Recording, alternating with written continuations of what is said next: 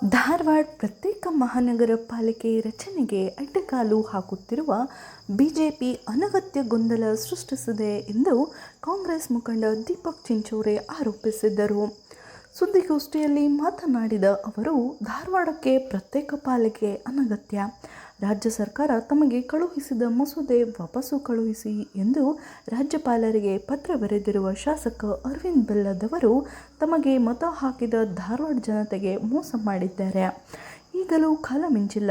ರಾಜ್ಯಪಾಲರ ಬಳಿ ಹೋಗಿ ಪ್ರತ್ಯೇಕ ಪಾಲಿಕೆಯ ಮಸೂದೆಗೆ ಸಹಿ ಹಾಕಿಸುವ ಮೂಲಕ ಧಾರವಾಡ ಜನತೆಯ ಕ್ಷಮೆ ಕೇಳಬೇಕು ಎಂದು ಆಗ್ರಹಿಸಿದರು. ಕಳೆದ ಮಾರ್ಚ್ 27ರಂದು ಶಾಸಕ ಅರವಿಂದ ಬೆಲ್ಲದ್ ಅವರು ರಾಜ್ಯಪಾಲರಿಗೆ ಪತ್ರ ಬರೆದಿದ್ದಾರೆ. ಶಾಸಕ ಅರವಿಂದ ಬೆಲ್ಲದ್ ದ್ವಂದ್ವ ನೀತಿಯಿಂದಾಗಿ ಜನರು ಹೋರಾಟ ನಡೆಸುತ್ತಿದ್ದಾರೆ. ಈ ಮಧ್ಯೆ ಕೇಂದ್ರ ಸಚಿವ ಪ್ರಹ್ಲಾದ್ ಜೋಶಿ ಅವರು ರಾಜ್ಯಪಾಲರ ಭೇಟಿಗೆ ಸಮಯ ಕೇಳಿರುವ ಪತ್ರ ಕಳುಹಿಸಿದ್ದಾರೆ. ಮಸೂದೆ ಸಹಿ ಹಾಕುವ ಬದಲು ರಾಜಕಾರಣಕ್ಕಾಗಿ ಏನೇನೋ ಮಾತನಾಡುತ್ತಿದ್ದಾರೆ ಎಂದು ಆರೋಪಿಸಿದರು. ಕೇಂದ್ರ ಸಚಿವ ಪ್ರಹ್ಲಾದ್ ಜೋಶಿ ಹಾಗೂ ಶಾಸಕ ಅರವಿಂದ ಬೆಲ್ಲದ್ ಮಸೂದೆಗೆ ಸಹಿ ಹಾಕಿಸಿಕೊಂಡು ಬರಬೇಕು. ಇಲ್ಲದೆ ಹೋದಲ್ಲಿ ಹೋರಾಟ ಮತ್ತಷ್ಟು ತೀವ್ರಗೊಳ್ಳಲಿದೆ ಎಂದರು. ನಾವು 74ನೇ ಕ್ಷೇತ್ರ ಧಾರವಾಡ ಪಶ್ಚಿಮ, ನಾವು ವಾರ್ಡ್ ವೈಸ್ ಅಭಿಯಾನ ಯಾತ್ರೆ ಸ್ಟಾರ್ಟ್ ಮಾಡ್ತೀವಿ 22ಕ್ಕೆ. ಏನಪ್ಪ ಅಂತಂದ್ರೆ ಪ್ರತ್ಯೇಕ ಮಹಾನಗರ ಪಾಲಿಕೆ ಆಗಲೇಬೇಕು. ನಮ್ಮ ಧಾರವಾಡ 74 ಕ್ಷೇತ್ರದಲ್ಲಿ ಹೋರಾಟವನ್ನು ಉಗ್ರವನ್ನು ಮಾಡ್ತೇವೆ ಅವತ್ತಿಂದ. ಅದರ ಅಂಗವಾಗಿ ಕಲಾಭವನದಿಂದ ಮಂದಿ ಕೂಡಿಸಿ ನಮ್ಮ ಎಲ್ಲರೂ ಏನು ಬರ್ತಾರೆ ಅಲ್ಲೇ ಕೂಡಿ ನಾವು ಒಂದು ಪ್ರತಿಭಟನೆ ಮಾಡ್ತೀವಿ. ಅವತ್ತಿಂದ ನಾವು ವಾರ್ಡ್ ವೈಸ್ ಅಭಿಯಾನ ಚಾಲೂ ಮಾಡ್ತೀವಿ. ಡೈಲಿ ಒಂದು ವಾರ್ಡಿಗೆ ಕಾರ್ಯಕ್ರಮ ಇಟ್ಕೋತೀವಿ. ಜನರಿಗೆ ಜಾಗೃತಿ ತರಬೇಕಾಗಿತ್ತು. ಯಾಕಂತಂದ್ರೆ ಸನ್ಮಾನ್ಯ ಬೆಲ್ಲದವರು ಒಂದು ಕಡೆ ನಿನ್ನೆ ಪತ್ರ ಕಳಿಸ್ಯಾರ. ಅವರ ದೂತರಾಗಿ ಮೇಯರು ಶಿವ ಹೊಸಮನಿ ಮತ್ತು ಶಿವ ಹಿರೇಮಠ ಮತ್ತು ಅರುಣ್ ಜೋಶಿ ಇವರು ಇಬ್ಬರು ರಾಯಭಾರಿಯಾಗಿ ಕಳಿಸ್ಯಾರ. ನಾವು ರಾಯಭಾರಿಯಾಗಿ ಕಳಿಸಿದಂಥವ್ರಿಗೆ ನಾವೊಂದು ಭಾರತೀಯ ಜನತಾ ಪಕ್ಷಕ್ಕೆ ಹೇಳಲಿಕ್ಕೆ ಇಚ್ಛಪಡ್ತೀನಿ. ಒಂದು ಕಡೆ ನೀವು ಗವರ್ನರ್ನ ಅಪಾಯಿಂಟ್ಮೆಂಟ್ ತೊಗೋತೀವಿ, ನಿಮ್ಮನ್ನು ಸಿಕ್ಕ ಮೇಲೆ ಕಳಿಸ್ತೀವಿ ಅಂತೇಳಿ ಲೆಟ್ರ್ ಕೊಟ್ಟರು ಅವರು. ನಾನಿದು ತೀವ್ರವಾಗಿ ಖಂಡನೆ ಮಾಡ್ತೇನೆ.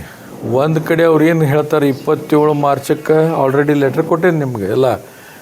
ಏನು ಹೇಳ್ತಾರೆ, there is no necessity, you send back the proposal to the state government ಅಂತ ಹೇಳ್ತಾರೆ.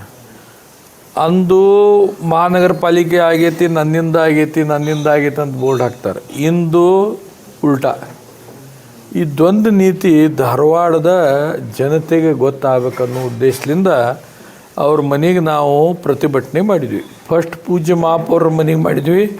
ಆಮೇಲೆ ಅವರ ಮನೆಗೆ ಮಾಡಿದಾಗ ಅವ್ರ ತಂದೆಯವ್ರು ಏನು ಹೇಳಿದ್ರು, ಅವ ಇಲ್ಲಿ ಇರೋದಿಲ್ಲಪ್ಪ, ನೀವು ಹುಬ್ಬಳ್ಳಿ ಮನೆಗೆ ಹೋಗ್ರಿ ಅಂತಂತಂದ್ರು. ನಾವು ಅವ್ರು ಕೇಳಿದೆ, ಇಲೆಕ್ಷನ್ದಾಗ ಇಲ್ಲೇ ಇರ್ತಿದ್ರಲ್ರಿ, ಮತ್ತು ಆ ಪೋಸ್ಟಲ್ ಅಡ್ರೆಸ್ ಇಲ್ಲೇ ಐತಿ. ಇಲ್ಲ, ಅವನ ಸಿದ್ಧಾಂತ ಬೇರೆ ಐತಿ, ಅಲ್ಲಿದ್ದಾರ, ನಾ ಇಲ್ಲಿದ್ದೀನಿ ಅಂತ.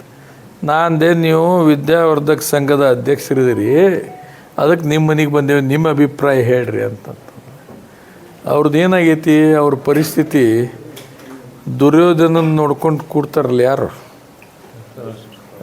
ಧೃತರಾಷ್ಟ್ರ ಅಜ್ಜ, ಅವ್ರ ತಂದೆ ದುರ್ಯೋಧನ ತಂದೆ ಧೃತರಾಷ್ಟ್ರ ಕೂಡ್ತಾರಲ್ಲ, ಕಣ್ಣು ಇದ್ದು ಅವರಿಗೆ ಒಬ್ಬ ವಿದುರನ ಜರುತ್ತೈತಿ. ಅದಕ್ಕೆ ವಿದುರ್ ಯಾರಪ್ಪ ಇದ್ರಾಗ ಅಂತಂದ್ರೆ ಸಂಜಯ್ ಅಂದ್ರೆ ನೀವು ಎಲ್ಲ ಪ್ರೆಸ್ನವ್ರು. ನೀವು ಅವ್ರಿಗೆ ಹೇಳ್ಕೊತೀರಿ, ಇದು ಹಿಂಗಾಗೈತಿ ಹಂಗಾಗೈತಿ, ಯುದ್ಧ ಸೋಲಾಕತ್ತಾನ ನನ್ನ ಮಗ, ಇವತ್ತು ಅಂತಿಮ ಕ್ಷಣ ಐತಿ, ಇವತ್ತು ಹಿಂಗೆ ಹೇಳ್ಕೊತಿದ್ರೆ ಅವ್ರಿಗೆ ಜ್ಞಾನೋದಯ ಬರ್ಬೇಕು. ತಂದೆ ಮಗ ಇಬ್ಬರಿಗೂ ಅವ್ರಿಗೇನು ಗೊತ್ತಿಲ್ಲ ಅಂತಲ್ಲ. ಅವರು ಕನ್ನಡ ಚಳವಳಿಗೆ ಇದ್ರಾಗಿದ್ದರು, MLA ಇದ್ದರು ಧಾರವಾಡಕ್ಕೆ. ಅವರು ಎಣ್ಣೆ ಹಚ್ಕೊಂಡು ಕೂತಾರೆ ದೊಡ್ಡ ಯಜಮಾನ್ರು.